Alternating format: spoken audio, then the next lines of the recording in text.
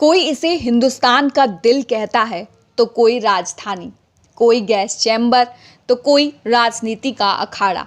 जितने दिन उतने दिल्ली के नाम। इतिहास की बात करें तो महाभारत काल में इसका नाम पड़ा इंद्रप्रस्थ। 800 ईसा पूर्व पहले राजा ढिल्लू के नाम पर इसका नाम पड़ा ढिल्ली का। फिर धीरे धीरे लालकोट, सिरी का किला, फिरोज शाह, पुराना किला, तुगलकाबाद, शाहजहानाबाद आदि को मिलाकर आज की नई दिल्ली बनी। खैर, दिल्ली को किसी भी नाम से पुकारो, लेकिन ये बात सच है कि दिल्ली ही हिंदुस्तान के सुल्तानों की राजधानी रही। तो आज हम आपको सुनाएंगे दिल्ली की वही राजनीतिक कहानी जो शुरू होती है सल्तनत काल से और खत्म होती है आज की दिल्ली पर। नमस्कार, पढ़ो इंडिया में आपका स्वागत है। दिल्ली ने पिछले हजारों सालों में कई राजाओं का राज देखा। तोमर, सैयद, लोधी और फिर मुगल। हजारों सालों से दिल्ली में राजवंश बदलने का कारण रही है राजनीति। सत्ता की इस भूख में राजनीतिक जंग के चलते ही दिल्ली इतिहास में 7 बार उजड़ी और फिर से बसी। कहते हैं जब तैमूर दिल्ली आया तो उसने इतना कत्लेआम मचाया कि दिल्ली की सड़कें खून से लाल हो गईं। इस कत्लेआम में दिल्ली में लगभग 50,000 लोगों ने अपनी जान गंवाई।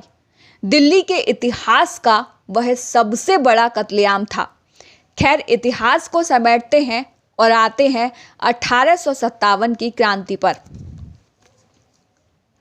इसके बाद अंग्रेजों ने आखिरी मुगल बहादुर शाह जफर को दिल्ली से रंगून भेज दिया और फिर वह कभी दिल्ली वापस ना लौट पाया।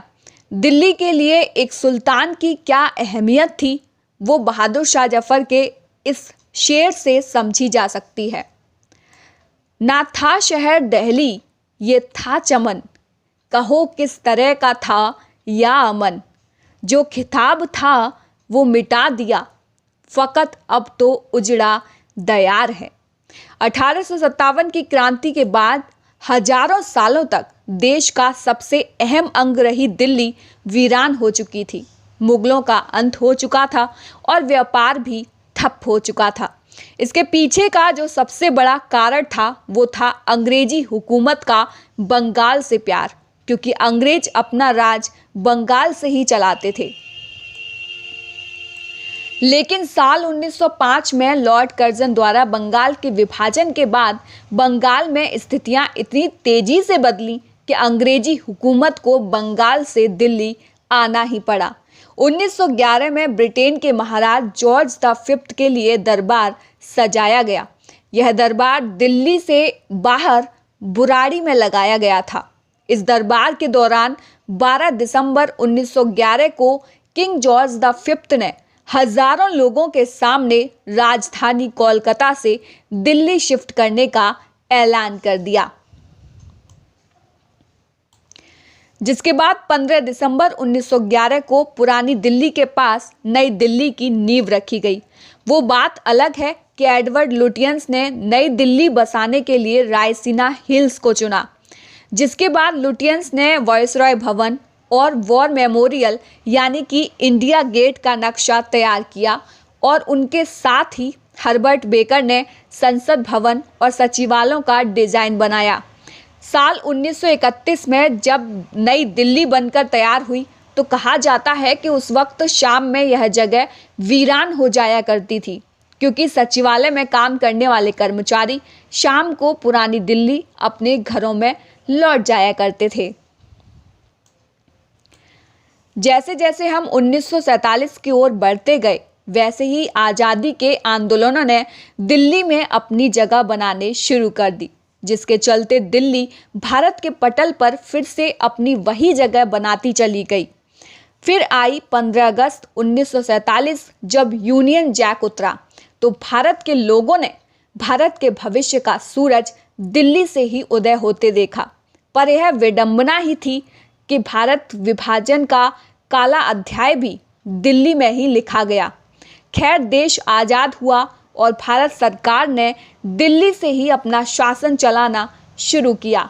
वो दिल्ली ही थी जिसके आगे भारत की 565 रियासतों ने समर्पण कर दिया था। लेकिन 30 जनवरी 1948 की शाम को महात्मा गांधी पर चली गोली ने दिल्ली का सीना भी छलनी कर दिया।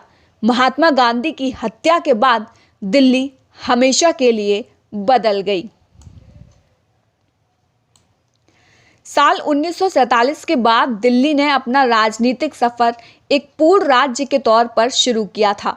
27 मार्च 1952 में दिल्ली में पहले विधानसभा चुनाव हुए, जिनमें 4 राजनीतिक दलों और इंडिपेंडेंट उम्मीदवारों ने हिस्सा लिया था। उस वक्त दिल्ली में 48 सीटों पर चुनाव लड़ा गया था, जिनमें से कांग्रेस ने 39 सीटें जीतकर दिल्ली में पहली सरकार बनाई, जिसके मुख्यमंत्री बने चौधरी ब्रह्म प्रकाश। लेकिन स्टेट रीऑर्गेनाइजेशन एक्ट के तहत साल 1956 में तत्कालीन कांग्रेस सरकार ने राज्यों की सीमाओं का निर्धारण किया, जिसके बाद 1 नवंबर 1956 को दिल्ली से राज्य का दर्जा छीनकर उसे यूनियन टेरिटरी घोषित कर दिया गया, जिसके बाद दिल्ली में विधानसभा चुनाव बंद हो गए और दिल्ली सीधे केंद्र सरकार के नियंत्रण में आ गई। फिर साल 1966 में दिल्ली में पहली बार लेफ्टिनेंट गवर्नर या लेफ्टिनेंट गवर्नर यानी कि एलजी की नियुक्ति की गई, जो दिल्ली में प्रेसिडेंट के रिप्रेजेंटेटिव होते हैं। यूनियन टेरिटरी बनने के बाद भी दिल्ली पूरे भारत में चर्चाओं का केंद्र बनी रही, फिर चाहे वह पाकिस्तान और चीन के साथ युद्ध का दौर रहा हो या फिर साल 1975 की इमरजेंसी। 1977 में जब मोरारजी देसाई की देश में पहली गैर कांग्रेसी सरकार बनी, तब दिल्ली की सड़कें उस सरकार के स्वागत में भरी पड़ी थी। लेकिन साल 1984 में जब इंदिरा गांधी की उन्हीं के गार्ड्स द्वारा गोली मारकर हत्या कर दी गई, तब इसी दिल्ली ने आजादी के बाद दिल्ली में सबसे बड़ा कत्लेआम देखा। फिर साल 1991 में दिल्ली की राजनीति में एक नया जोश उमड़ा, जब केंद्र सरकार ने संविधान में 69वां अमेंडमेंट किया। इस अमेंडमेंट के तहत दिल्ली को यूटी से बदलकर एनसीटी यानी कि नेशनल कैपिटल टेरिटरी घोषित कर दिया गया। इस अमेंडमेंट के तहत कुछ चीजें अहम थीं, जैसे दिल्ली में 70 असेंबली सीटों पर चुनाव लड़ा जाएगा। दिल्ली का मुखिया जनता द्वारा चुना गया एक मुख्यमंत्री ही होगा, लेकिन दिल्ली का प्रशासन लेफ्टिनेंट गवर्नर के अधीन ही रहेगा।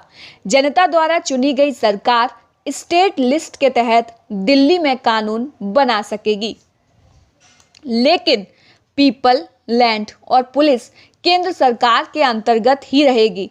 इस अमेंडमेंट के तहत एलजी चीफ मिनिस्टर और कैबिनेट की सलाह पर काम करेगा, लेकिन इसमें यह कहीं नहीं लिखा गया कि उसे इनकी सलाह मानना अनिवार्य होगा। यानी दिल्ली को राज्य का दर्जा तो मिला, लेकिन दिल्ली पूर्ण राज्य नहीं बन सकी। इसके बाद से ही हर पार्टी चुनावों में दिल्ली को पूर्ण राज्य का दर्जा दिलाने की बात करती रही है।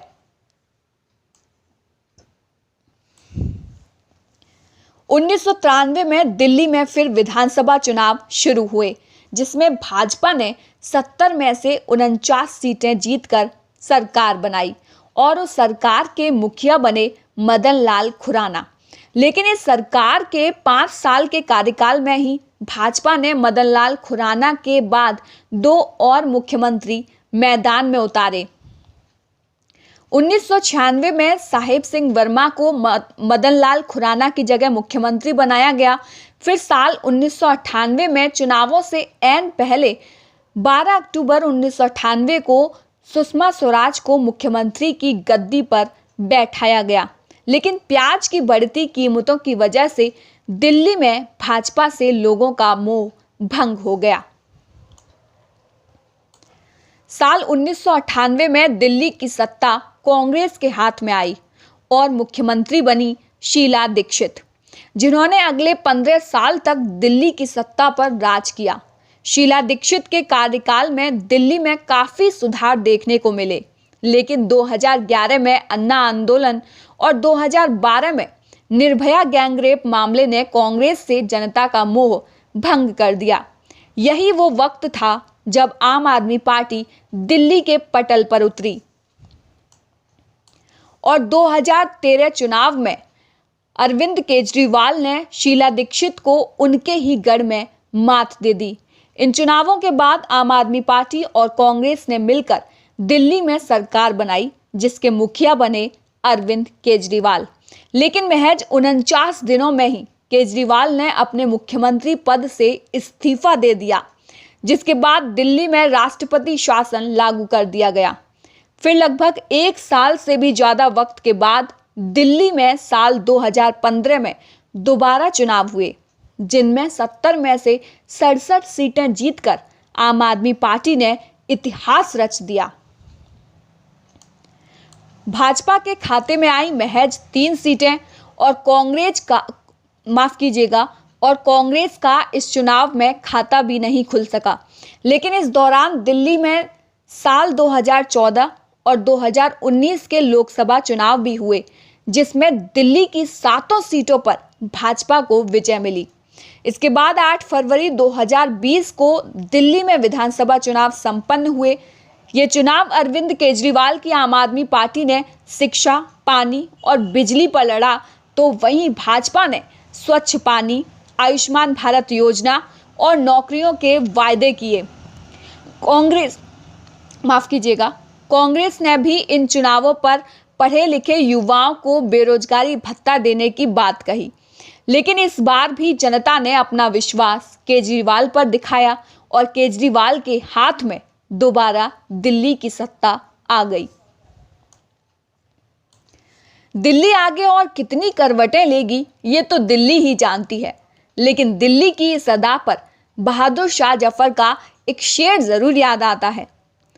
ए वाहे इंकलाब जमाने के जोर से, दिल्ली जफर के हाथ से पल में निकल गई। अगर दिल्ली की राजनीति और इतिहास से जुड़ा हुआ ये किस्सा अगर आपको पसंद आया हो तो इसे लाइक, कमेंट और शेयर करना ना भूलें। धन्यवाद।